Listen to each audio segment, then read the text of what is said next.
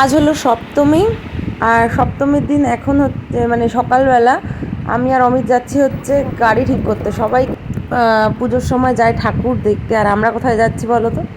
কদিন আগে যে ব্যাটারির গাড়িটা অমিত কিনেছিল, তো সেটাতে আমরা তিনজন উঠেছিলাম। তো তিনজন আমরা মাঝে মধ্যেই উঠি, তবে সেদিনকে একটা কোনো কারণবশত পেছনের যে কেরিয়ারটা থাকে সেটার ভেঙে গেছিলো।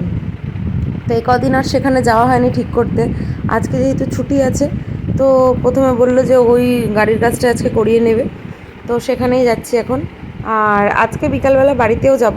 আর মাম্মাম তো ভাই এসে নিয়ে গেছে বেশ কদিন আগে, ও ওখানে রয়েছে 3-4 দিন হয়ে গেছে, ও মামা বাড়িতেই রয়েছে, বড়দি এসছে।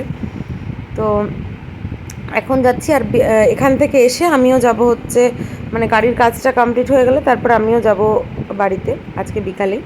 অমিত দিয়ে আসবে। আর কালকে মানে ষষ্ঠীর দিন এই সন্ধ্যাবেলা এই ঠাকুরটা দেখতে এসেছিলাম আমি আর অমিত।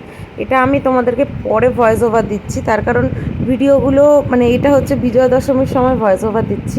এগুলো সব সময় মানে ক্যাপচার করা ছিল যেদিনেরটা সেদিনকে, কিন্তু সেই সময় কোনো রকম কোনো ভিডিওর কোনো ভয়েস ওভার বা ছাড়া কিছুই হয়নি। তো এখন অনেক দিন মানে পুরো পুজো কমপ্লিট, এখন আমি ভয়েস ওভার দিচ্ছি।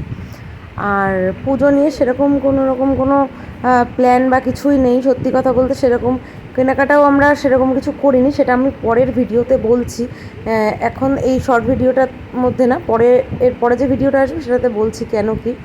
আগে দেখো, এখান থেকে গাড়িটা কিনেছিল এর আগে অমিত, আমাদের ওই ব্যাটারির গাড়িটা। তো এখানেও কিছু কিছু এখন নতুন কালেকশন ছিল।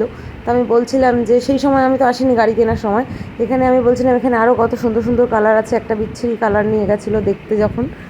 আর এখন বসেছিলাম, তো তারপর